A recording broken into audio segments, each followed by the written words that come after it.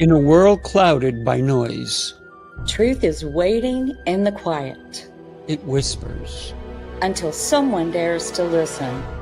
She is the Oracle, Tammy De Mirza, a world-renowned intuitive. A messenger of what's hidden She sees what others cannot. and speaks the truths you have been seeking. And he is the master, Sifu Rafael, a master instructor, strategist, A guide who leads with discipline turning wisdom. into action. Together, We awaken what's been buried we ignite the hunger for truth, and we challenge illusions. guiding you to your next level of power. Two powerful souls unite to awaken what's been buried. To break what's been bound and to speak what others want. The Oracle, And the Master, it's time. Good morning. Good morning. It's so good to be with you and whoever is joining us now or later. Welcome. Welcome, welcome. Absolutely. Tammy, I'm super excited for all the things that are happening in both our worlds. Wow.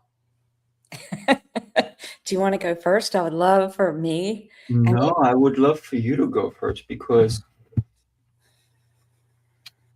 you are so clear. Your awakening is so present. I love it. Thank you. I'm still learning. And some of the things that I just learned over last week, I'm going to share about awakening and what that does and how you get there. It's going to be nice. Some of the things that are occurring is that I just found out about 2 weeks ago that I am now honored, very honored to be asked and am now an ambassador for IKEA Institute. And what that is, it's huge. It means that I am not only a part of the International Pentecostal Assembly's ecumenical, and this honor came by a personal seal from Chief Apostle William McCoy. I'm telling you, I cried because it's a full circle of what has happened in my life, from religious context to spiritual context to everything that's happened. And one of the things that meant the world to me was I am now under their protection. I belong. I belong. And I left the church when I was 33. So this is, and now I'm 66. So isn't it interesting that at 33 years, I now belong somewhere? I'm so thrilled to have this honor. And then I am preparing 3 different speaking engagements, 2 of which are at the United Nations on the 4th of February. And one of them is actually just a couple of minutes in the big general assemblies where there's 800 and something people. And then one of them is at a gala where I am the keynote speaker. And I'm winning, I think he said 3 different awards. I know one of them is a Medal of Honor and one of them is a Global Lifetime Achievement Award. I could start crying. It is amazing what happens when you become aware of who you are and you step into that truth and that I am that magic presence. And every single one of you are. Every single one of you will be recognized when you have the awareness of yourself. And so these are just a few of the things going on. There's much more to share, but I want to know about you. Tell me what's going on with you. Well, one of the things, I just had shoulder surgery. And the fact that I can, this is the arm, this is the shoulder, and the fact that I can kind of move it with a little bit of assistance, and I can do a lot of things. To me, that's just a beautiful thing. And I think that one of the things that has happened is my therapist a little bit like, what is going on? Why are you able to do what you can do? And I said, it's because of the way I think, right? Going into surgery, I had a little prayer. I had a little conversation with God, if you will. And I said, God, heal me before the surgeon touches me. And I said, so that when he goes in there, it's going to be like, psych. And when I came out of surgery, he saw me and he said, it was a success. It was great. Everything was great. He did actually have to repair, right? Because I had rotator cuff surgery. And so, but everybody expected me to be sleeping on a recliner, not sleeping in my bed. They said, we're going to give you these pills because you're going to be in pain, and this. Zero pain. Zero pain. I slept in my own bed. And even a week later, when I saw the therapist, he's like, oh, so are you sleeping on a recliner? I was like, no. He's like, no. I said, no. He goes, any pain? I said, zero. Not even 10%, not 5%, zero. And so when he started moving my arm around, he's looking at my face to see if I'm lying. Because the face does tell a lot. When you're in pain, it turns, right? And he's looking at me, he goes, this is amazing. And I said, well, I was in good hands. I'm going to put it that way. And everything, like you talked about being in the spotlight. Sometimes we have to take certain actions to get into the spotlight, but we forget how to step into it. We forget that you need to be aware for that awakening to happen. You need to be fully alert, and you cannot lie to yourself. Because a lot of people, unfortunately, are living a lie.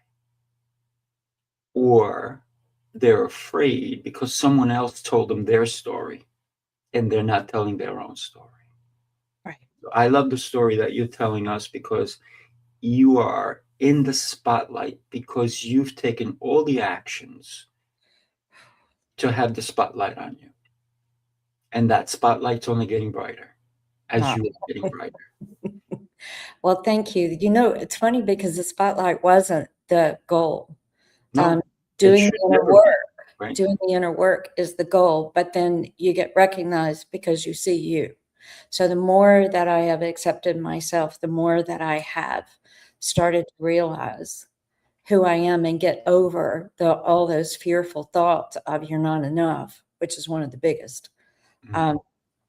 Then I see that other people see me. And so that's the best way for me to describe it.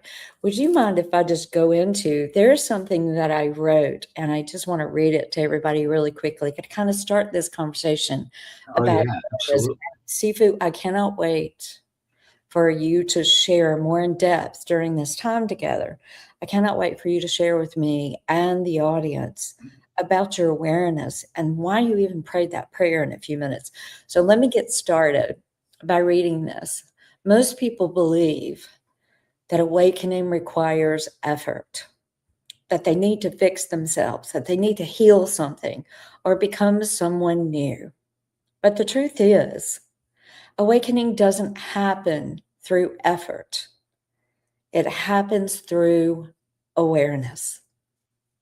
The moment you see what's actually happening without judgment, without force, something settles and the nervous system softens and the mind quiets, and patterns that once felt powerful begin to lose their grip.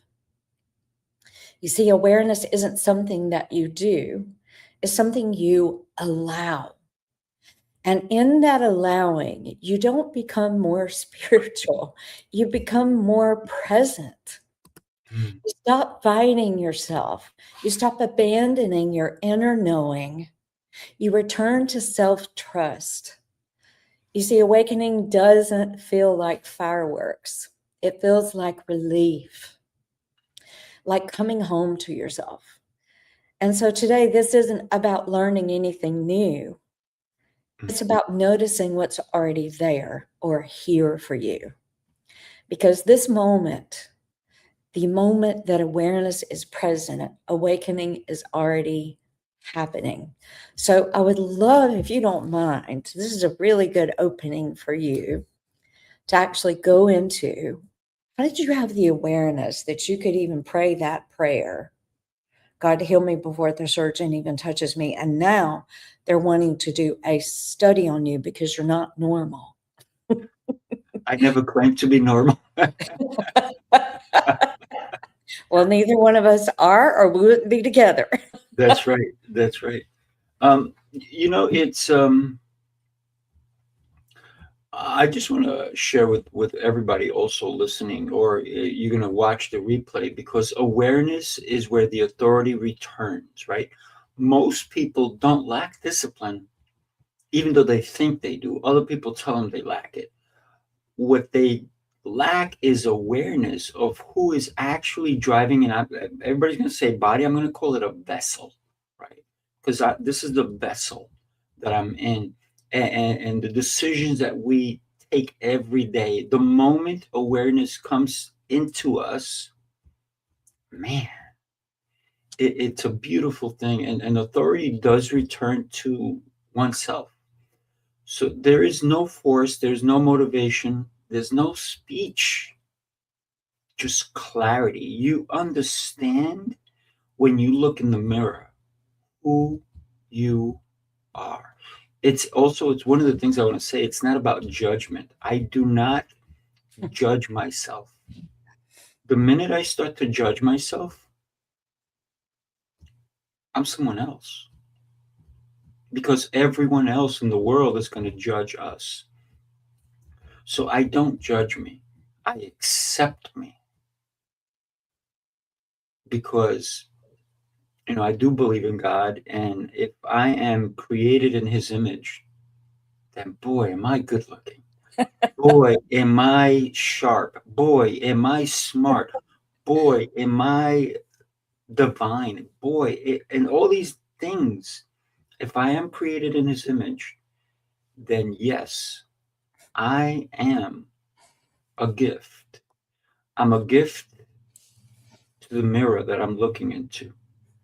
I'm a gift internally. And one of the things that people always ask me, how come you so calm? How come you so chill? And I go, because I do not allow outside sources to enter my vessel. Wow. This is why when I was giving drugs to take home, because I'm going to be in so much pain, I don't even know where they are. I never took them. When I went to therapy, they said, are you taking the pain meds? I'm like, why? That's not coming in my body. When I went to have my physical 2 months before my operation, my doctor says, and she's my doctor, but maybe she thinks I go somewhere else. And she goes, are you on any medications? I'm like, no, doc, you're my doc. Any pills, anything. I said, absolutely no. And they will not be entering my body. And even when people say to me, like if I feel like maybe I have a headache or something, they're like, oh, you should take something. I'm like, I already did. What'd you take? A breath. That's it. That's all I need. And I know that headache could be because maybe I'm hungry. Maybe I didn't drink enough water, right? That's it. And then my headache goes away. And I have not been sick in years and years and years. Why? Because of the way I treat my body. My body is a gift. And if you take a gift and you throw it in the corner and you don't look at it, that gift is going to have dust. It's going to be forgotten. I look at this gift every day. You're a gift.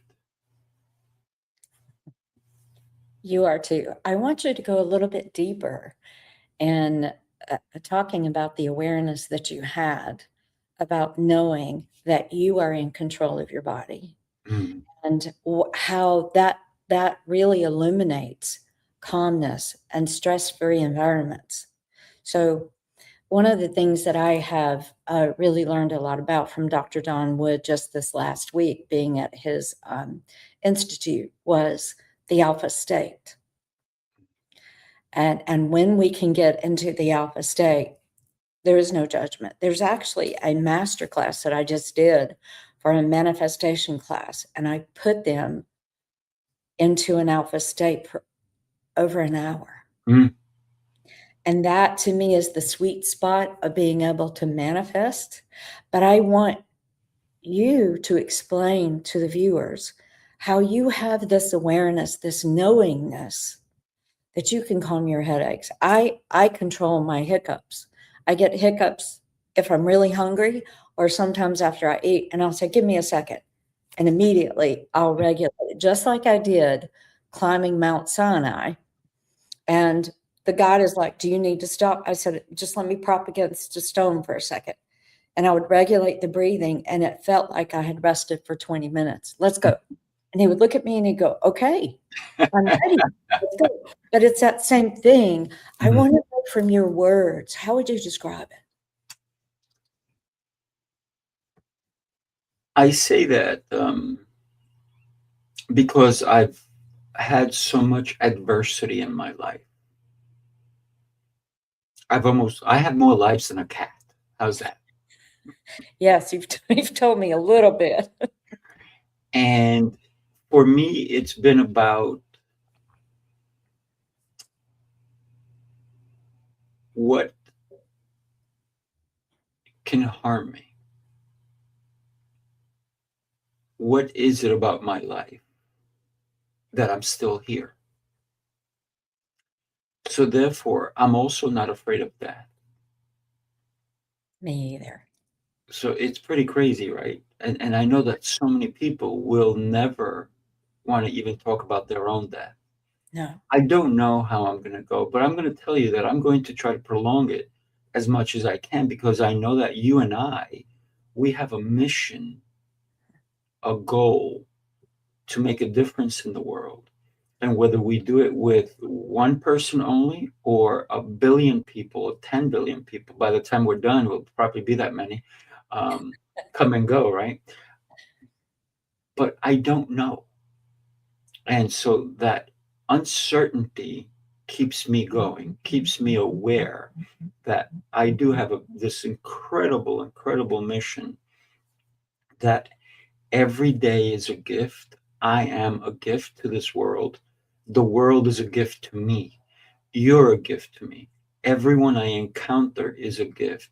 And without acknowledging another human being, I could not be the gift.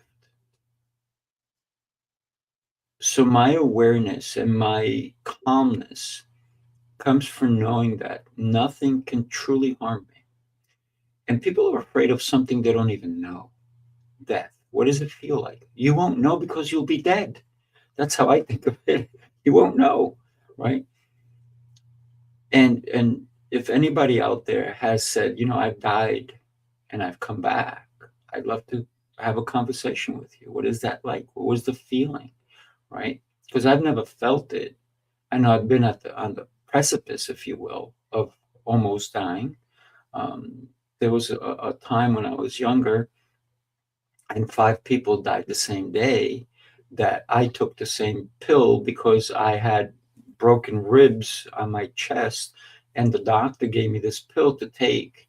And I went home and I could barely get out of bed, and I had to crawl to the phone and find out what was going on with me. And all they said, which is crazy, and I don't drink milk now, but the nurse said, do you have milk at home? Maybe you had a bad reaction to the pill. Just take some milk. Okay, I took milk. Later on that evening, because I'm a young kid, I'm a teenager, I'm sitting home, I'm alone, and I put on the news for some reason. And on the news, 5 people died that same day from the exact same pill. I could have been number 6. And the crazy thing is, like a lunatic, I ran around, I go, I got pills that can kill people. So, but I did not, of course, I didn't give them to anybody. But what I said is like, look what these things can do. So instead of killing somebody, why don't I help people? And so that awareness of understanding that we have this power inside of us, that we can harm somebody or we can help somebody. Yes. So every day, recently I had an event, New York City Mastermind Experience. We had it in New York in my facility. And there's chaos going on, but it's all good chaos. I see it that way. And one of the guys who's doing video and everything, he comes over to him. He goes to me, "How come you're so calm?" He goes, "Most people would be losing it with this happening, that going on, this speaker going, da, da, da, da, da, da." He goes, "But you're so chill." I said, "Well, why should I be crazy?" I said, "There's no reason for it." So thank you for asking. I think that when we understand our value and how we show up, I think that's what we really need to share with the world, and not the crazy. I see people get like they're like a 2-year-old. Meanwhile, they're 38, 48, 58, and they're acting like a 2-year-old throwing a temper tantrum. They're throwing things, they're cursing people out, they're yelling at people. Meanwhile, they don't take responsibility for their own actions because they're allowing the external to enter that vessel. If we were to describe awareness, what are a few sentences you would say? Wow, that's good. So I think it's truly a distraction from the truth, from our own truth. So many people are looking elsewhere, but they're not looking internally. Why am I not clear? It often hides as avoidance. We're trying to avoid things. So we stay busy fixing, training, optimizing, so we don't have to see. And I believe true awareness removes all distraction. I think this is why we can see things clearer. Mhm. It's almost the same reason that they put blinders on horses when they have a race. To be focused, to see what's in front of you, to appreciate. Don't get me wrong, I don't believe the horses know the difference between winning or losing a race. I don't think I've ever seen a horse smile after a race. Look at me, I just won. Mhm. No, the horse is just doing what it's been trained to do. Mhm. And the minute you take the blinders off, that horse is going to get distracted. I'd love to see a race with no blinders. How that race would be crazy. Totally. So So go ahead. thinking about our own awareness, we just have to like take a second and just take a breath and just appreciate every little thing. Take nothing for granted. I think one of the things that I'm seeing, and I'm just going to say it because I think our listeners may not completely understand when you're talking about your awareness about the fact that you could pray that prayer, you could ask for healing before, and then now you're standing out, and now they want to study you, and they don't understand how you're doing what you're doing, and how did you not have pain, and how did you not take the pain pills? I've done a lot of things like that. One of the things that I did was I was traveling internationally, even during COVID. And it wasn't what the news was telling us, let me just tell you. But there was one scenario where I knew that because I was going to Spain, they required the vaccine, and I didn't want to take the vaccine. I was determined I wasn't going to do it.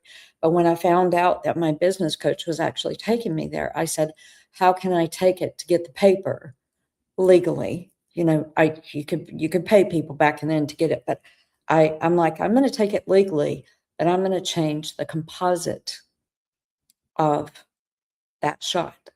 So the very first thing I did was I called Walmart, and I was in between coming back from the UK and going to Alaska and working with a client.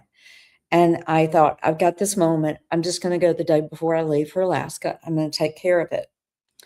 And what ended up happening is that on my way, I called Walmart and I said, do you have the J&J one? Yes. Because I knew that if the other people were fighting the J&J, it was probably not as potent as the other two. So I said, I'm doing the J&J. And right as I was going in, as I was driving, I was like half a mile from Walmart. I said, okay, Shot, listen up. My choice, what comes into my body. I don't care if there is a nefarious reason that this was created or invented or what man means to do with this. I get to choose what happens to my body. And I think that's what you're talking about. And I said, you are water. You are not chemicals.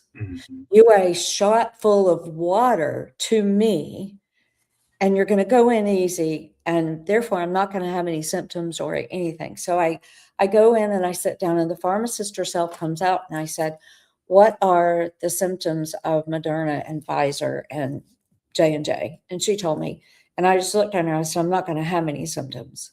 And the symptoms of J&J were a lot less than the other two, but they were forced to take some of the other two because that's what Walmart said. You have to take this. She said, are you ready? And I said, yes. She gave me the shot and she went, this is weird. And I said, explain. She said, this is the easiest that a shot has ever gone into a body. And I've done hundreds. But this is the easiest this has gone into somebody. It's like it's water. And I smiled and I said, it is. So later on, right before I went back to Macedonia with my, and this is awareness too, with my business coach, I was told intuitively, take your card.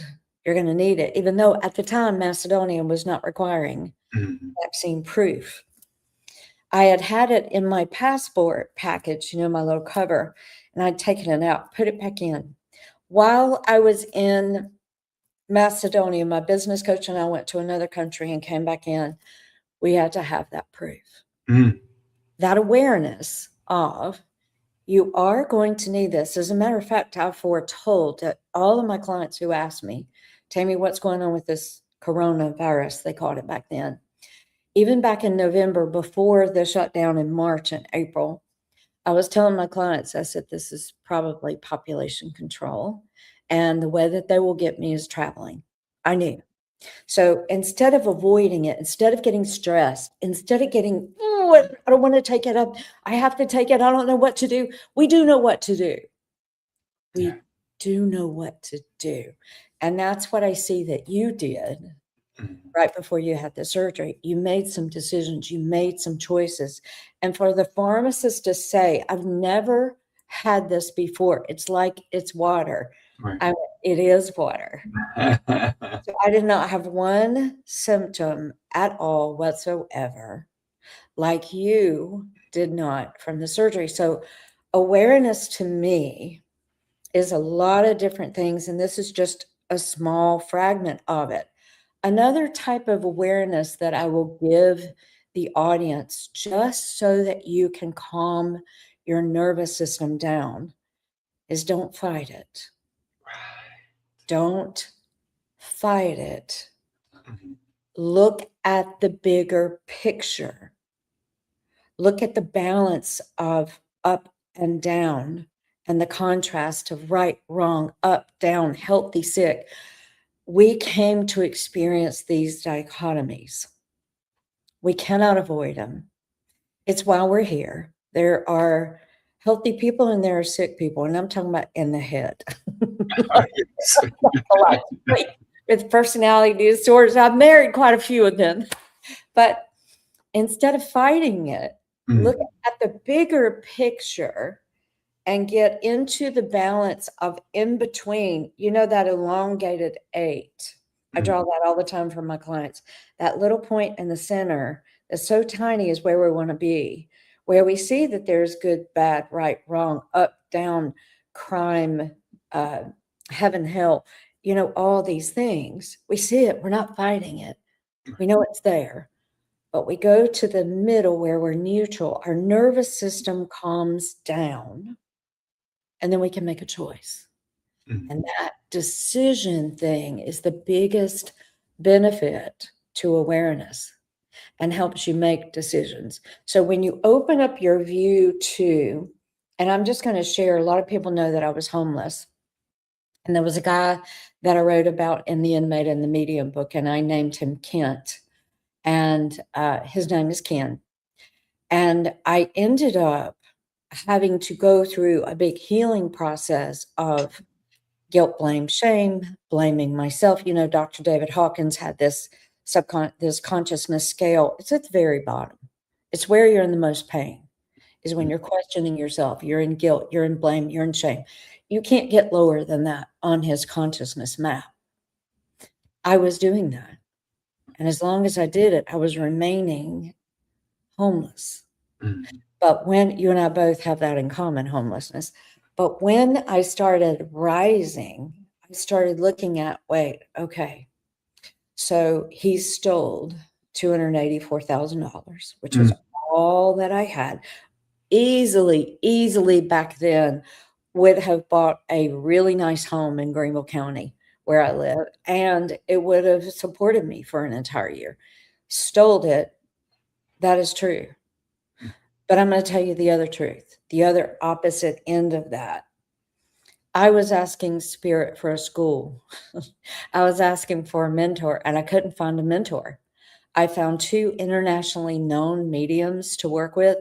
Both of them were nasty and ugly and mean to me, trying to control. And I went, oh, okay, so you don't want me to have a mentor. That's upsetting me. I'm wanting one. Give me a school. So I placed my order for growth. I'm about at the point of not asking for that growth anymore because I do it so dramatic. But awareness means that I can look at Ken and say, yeah, you stole all of that money. But the other side of that coin, the awareness is, I paid you very well to learn conscious alchemy. That helps me and every single person that I work with manifest things out of thin air because I have the recipes now. Right. Oh, thank you for being of service. So I just gave a good example of how we will fight what is going on. That is not awareness. And fighting gets us dysregulated, and it messes up our nervous system, and it does all kind of awful things to us. And it's a beautiful thing when you can calm the nervous system down and go, what is the bigger or more whole truth of this scenario? Tammy, you asked for a school. God asked you 3 times if you wanted the school, that you had one for me. I said yes. And in that, there were 3 questions. Yes, yes, yes. Let's go. I said yes 9 times. 9 times. Then he came in. Yes, he stole. But I paid him. That awareness of the fullness of that and my participation healed me, which then helped me create more money, more accolades. The manifestation of this home is because of that. And the new home that I'm going to manifest next, or that I am manifesting, I should say, because I've already placed my order. That is the benefit of awareness. Is that a good way to describe it, Sifu? I have to say that people are put into our lives for a reason. And everyone who's hurt me the most has taught me the most. Yes. And I think awakening is the end of internal negotiation, because we are all suffering on the inside, and it comes from arguing with ourselves. Should I? Shouldn't I? Am I ready? Awareness ends all of that negotiation. You either see what's true or you don't. It's that simple. And when you see it, movement happens just so supernaturally. So yes, everyone who's ever hurt me, they've been some of my greatest coaches. Yes. People I never expected to hurt me, ever. But there's a reason they were in my life. There's also a reason they're no longer in my life, right? Do you believe, though, that you conspired for them to be in that very place with you, for you to grow? See, I do. Here's, I'm going to share with you an image that I saw a long time ago. There was somebody swimming and there were sharks. And the person is praying to God saying, Lord, why have you put me in these shark-infested waters? And the reply back from God is, because two things. Your enemies don't know how to swim, and they are afraid of sharks. So, yes, we do manifest those things. You and I were homeless because we can survive it. Anybody who's homeless right now, I pray that you figure it out, that you don't need to stay there. You may be there now. That doesn't mean you have to remain. There's growth when we accept who we are, when we accept our own awareness. Sometimes we may need a hand, right? It's almost like the other thing that I saw was there was a flood. This man is up on the roof of his house, and he's asking for a sign of God. And all these, a neighbor comes by on a boat. He goes, no, I'm waiting for a sign of God. Somebody comes by. All these different things, right? And the awareness was like, God did answer you. He sent your neighbor. He sent this boat. He sent this one. He sent that one. But you keep refusing to be aware of the message that I am here for you. I am here to help you. And so sometimes we may just need a helping hand. I've had instances where I've tried to help homeless people. When I used to work in Manhattan, New York City, every morning I used to buy a coffee and a donut. But it wasn't for me. It was for the homeless person that was by the office. Right before I entered it, I would buy it and give it to him every day. And he accepted it. But I didn't see him all the time, but I saw him plenty of times. Now, the question is, did he expect it that every time I saw him, I would give him something? And if I didn't give it to him, I would just give it to somebody in the office. I would just leave it there for somebody to enjoy. And then there was another time, I just came out of the Lincoln Tunnel, and I'm driving through Manhattan, and there's this guy asking for money.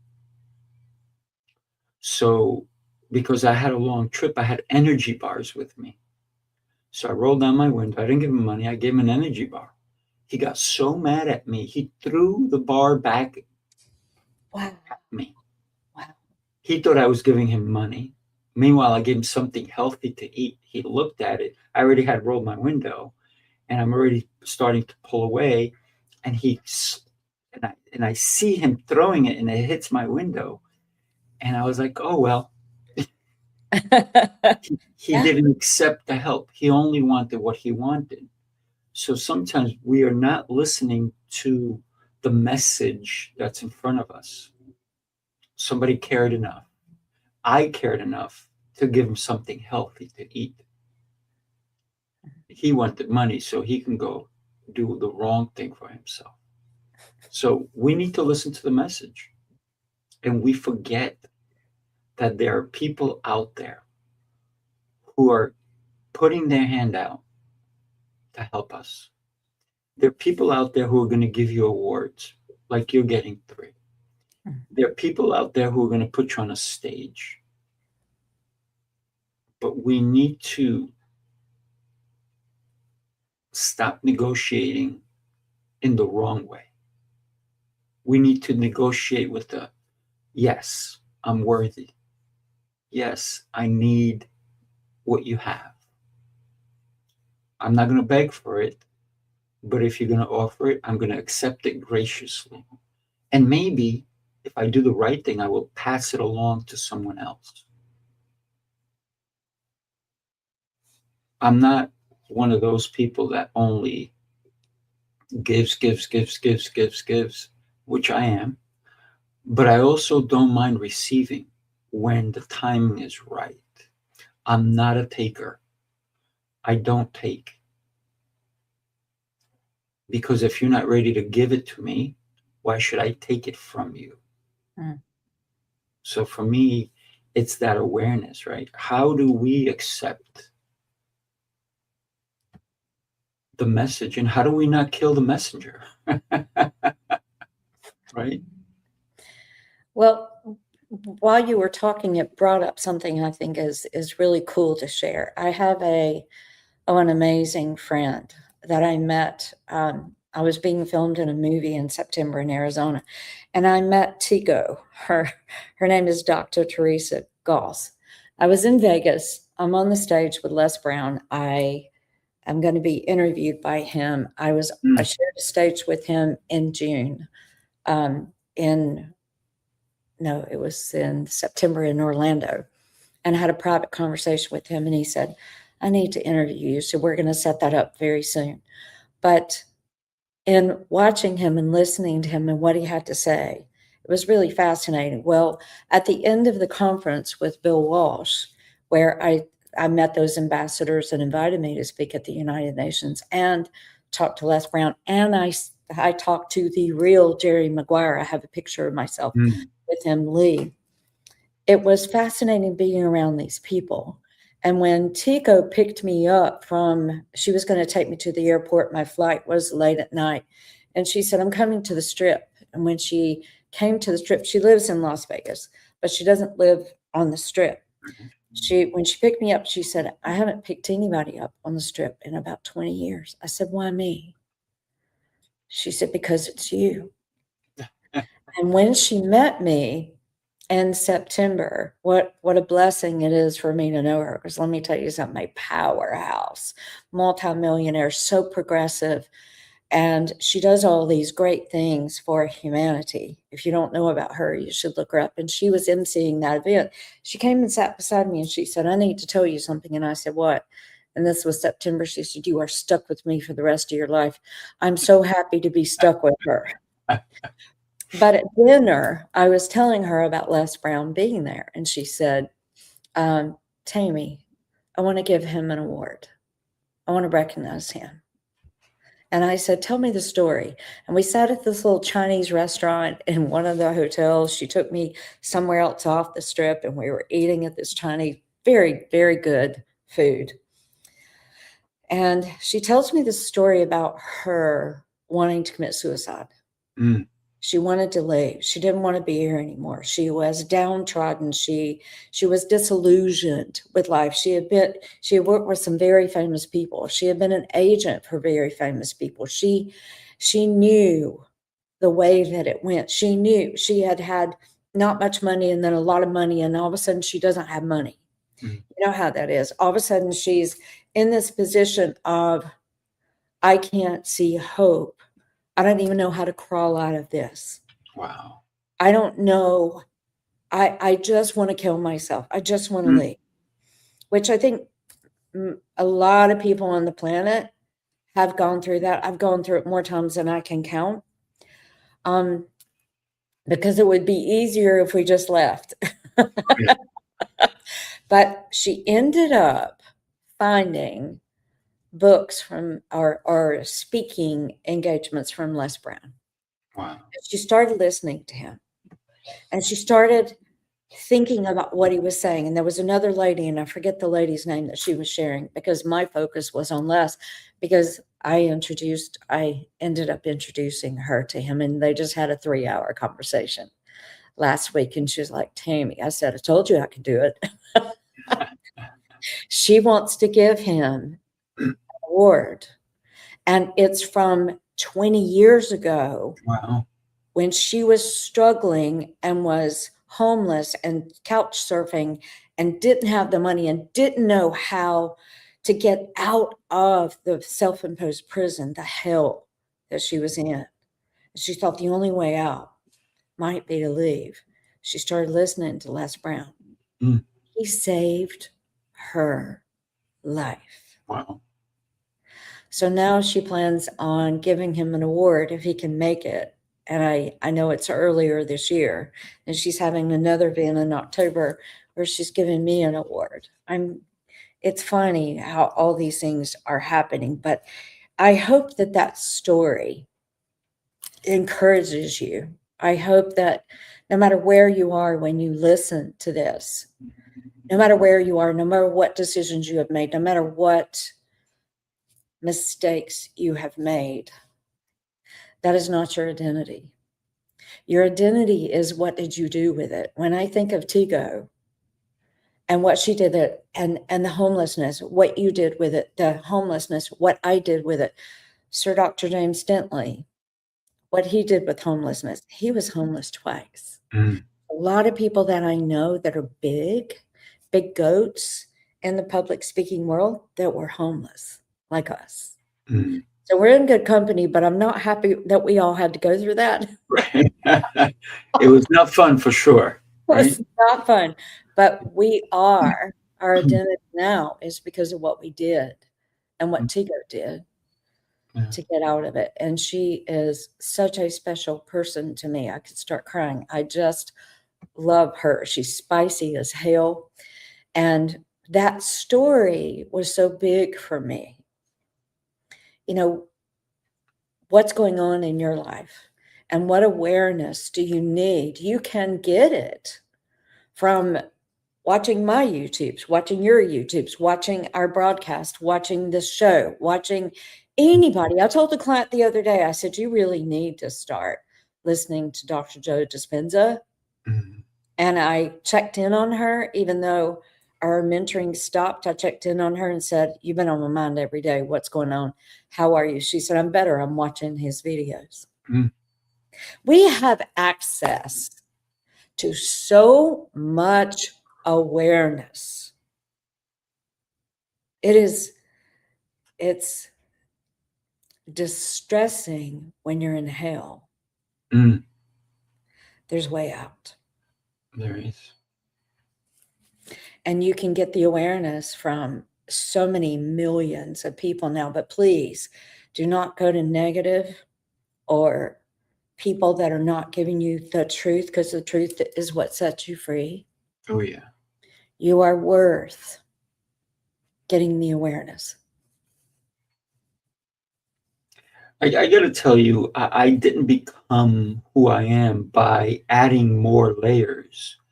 I became who I am by removing what wasn't real.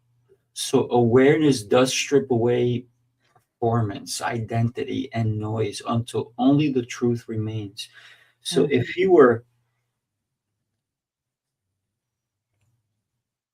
to take the outer shell, what's the inside? What is it that really resonates when you encounter another person? What are you looking at? Are you looking at the shell, or are you looking internally? When you and I met and we sat in your hotel room for a couple of hours, and we just sat on 2 chairs and we sat there and we talked, what did I tell you? I remember you telling me that there's many things you said, Of but course. one of the things that touched me was you saying, you're the first person to see me. You were. Well, see, that makes me want to cry now, even because I know I know that being seen is one of the biggest gifts that I can give anybody. Because I'm clairvoyant, because I am a seer. It's I think that's why people come to me. And they work with me because they know that I see them, and I see the good, the bad, the ugly, the beautiful, and the potential. Yeah. It's very interesting, because when we sat there, we said, we need to do something together. And this is where this show was born, if you will, because and the more that we get to know one another, the more I think I love you more. I hope that our relationship will continue to grow, and one of the things that I feel like you and I will do life forever together, right? Am I stuck with you like Tigo? You're not stuck. You're not stuck, right? But it'll be a fun ride, right? And when you think about the identity of who you are, the identity of who I am, this is why I think the name was such a great way to come together, the Oracle and the Master, if you will. So think about the identity that we have in the world. From a kid, people knew who I was. Yet I would go, oh, I'm sorry, and you are? And it wasn't because I have this big ego. And one of the things I say to everybody and anybody, even if you're listening, if you ever see my ego, please punch it in the face, because it doesn't belong anywhere near me, right? And so it's not like, look at me, look who I am. No, none of that. Because you can't be that if you're a giver. If you're a taker, then you're like, look at me, look at me, look at me. So as a giver, I only keep elevating. And like I said, not by adding, but by removing the nonsense, removing the lies, and accepting the truth of who I am, who I'm meant to be. I am a mentor. I am a coach. I am a trainer. I am a brother. I am a father. I am a friend. And when we can realize that we're here to give and not take, but we're also here to receive, right? You're going to be receiving some awards. You received all these different, you're an ambassador now. Wow. That was a great gift to you. Yes. And congratulations. No, thank you. I'm still emotional about it because of the connotations and what that meant to me personally. It was a healing. Yeah. One of the things is that awakening, if you will, should not feel exhausting. Something's off if it feels exhausting. It should feel enlightening. It should feel light. So if the more honest you are with yourself, the more relief you're going to feel. And because no matter where you are in the world, there you are. Yeah. There you are. You cannot hide from yourself, even in darkness. There you are. You can go to the beach, you can go to the mountain, you can go to the desert, you can go to the forest. Who are you? I'm the same person. I'm just in a different environment. I'm in a different country. I'm in a different state. But when we talk about state, I'm still in the state of loving me, because I have to start with me before I can love anyone else. Yes. Can I tell you something I haven't said to you? You came up with the name, the Oracle and the Master. And I immediately understood the connotation of the Master with you, with the martial arts and the amount of study and how much time you devoted to it. And it's what you do. And you do it very well. I know you do. But when you came up with I'll receive that. I'll receive that. Well, yes. But when you called me the Oracle, I have to tell you, I'm going to look at the definition really quickly. I had to look it up Sifu. I didn't even know what that meant. I'm like, where did he come up with that? That as a noun, it is a priest or priestess acting as a medium through whom advice or prophecy was sought from the gods in classical antiquity. And it was like you saw me. I also know that in doing a deeper study in the oracle, it's actually, hello, Mandy, nice to see you. Thanks for joining us. Yeah. When I looked that up, I realized that it was somebody that it's somebody that's done the work. It's somebody that has arrived to a certain state of awareness to be that oracle, that speaker, that person. And when you did that, you said that I saw you in the hotel in Manhattan. I had been speaking in the theater district, and my face was on the Jumbotron for the second time in 3 months. Don't even know how that occurred. But you met me there, and you said that I saw you, but you saw me. So when you came up with that title for me, I went, of course.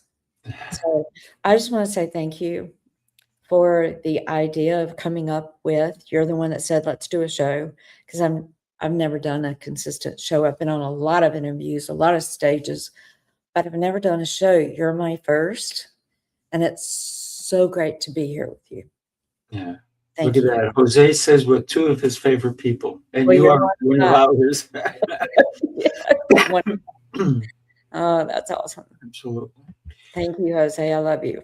Yeah, absolutely. He's someone I'm doing life with also. When we think about the choice of awareness, the choice of receiving, right? And when you were saying those beautiful and nice things about me, I'm like, yes, I will take them. I will receive them, because I didn't ask you for it, right?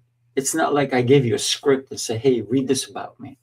And sometimes it's very interesting, because in the past, on my shows, when I would bring a guest, I would read their bio. I don't do that anymore. I stopped doing it. And the reason I stopped doing it is because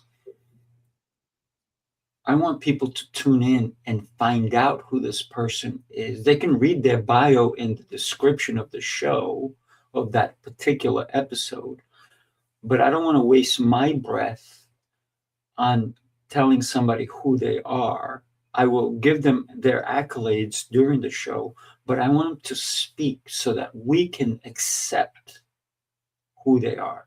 And I think that has made my shows just that much better, because it's not me saying, hey, look at you, look at you, look at you. It's more like, let's all look at you. Let's find out who you are and why you even are here with us, so that we can accept you, so we can see the brightness or the brilliance that's inside of you, right? Yeah. Well, I'm going to have to run in just a minute. And I just want to say, for all of you who watch this, you are so much more than you think you are. And I need you. And Sifu needs you. And I'm not talking about to be a part of our audience. We need you to become aware of who you are. We want people on the playground to play with that are in the same mindset and awareness of, and Jose is one of those too, that just, you realize that you have to overcome a lot of fears to even get on a stage, much less be a leader. And we're all leaders. And I want to know what all of you came here to lead. I want to know what all of you came to do. I want you to know I need you as much as you need me. Oh, yeah. Right. Thank you, Deborah. Yes. So think about, and I know that you have to go. This is a totally shared space. We want you to share this episode with someone else, somebody who may need to listen to the message that came across, because you are worthy of you, but you need to find the truth about you. You need to look in the mirror and peel everything off. Listen, stand in front of the mirror naked and don't go, oh, look at this, oh, look at that. No, look at the beautiful person in front of me. A quick joke, right? One time I was at an event and I was like dressed in different suits, and they go, man, why do you come? Are you trying to impress somebody? I said, listen, if I was trying to impress somebody, I come naked. And I left it alone, right? Because it's not the outside, it's the inside. That's my co-host. I would not be saying that. But the reason I said that is because I wanted to enlighten them that it's not the outside, it's the inside. But we don't always look at the inside. We look at the surface level. And so for us to get to know us, stop looking at yourself from the outside. Sit in darkness. Sit in darkness with yourself. So many people are afraid of darkness that they try to get more people. Oh, let's get together. Let's do this. Let's do that. Always noise, noise, noise, noise. But you need the quiet time to reflect and to love. Yes. I'll leave that with everybody. You are loved. We love you. Mm-hmm. And I love you, Sifu. Oh, the feeling is 1,000% mutual, And everybody listen, this young lady is going to be speaking at the UN February 4th. So congratulations. Thank you so much. You're changing the world. Thank you for what you do. I am, I'm thankful for every single thing that I have gone through that has made me who I am right now. I wouldn't change a thing. There's nothing to shame or feel guilt about. It just is. And when you stop fighting it, when you stop even blaming yourself for something, I look at every single thing that we go through as an opportunity, and it's a gift. And if you use it, you become a conqueror. You become a victor instead of a victim. Thank you, Mandy, for your comments. I appreciate you. Oh, yeah. She's incredible. Yeah. Good. Thank you. Love you all. So good to be with you. And we will be with you February the 8th. No, I'm sorry. January 28th, which is next week, next Wednesday. And then we're coming back to, I wrote it down here, we're coming back February 11th. Yes, February the 11th. February 11th, we will be back. So join us again next week. Tammy, love you, girl.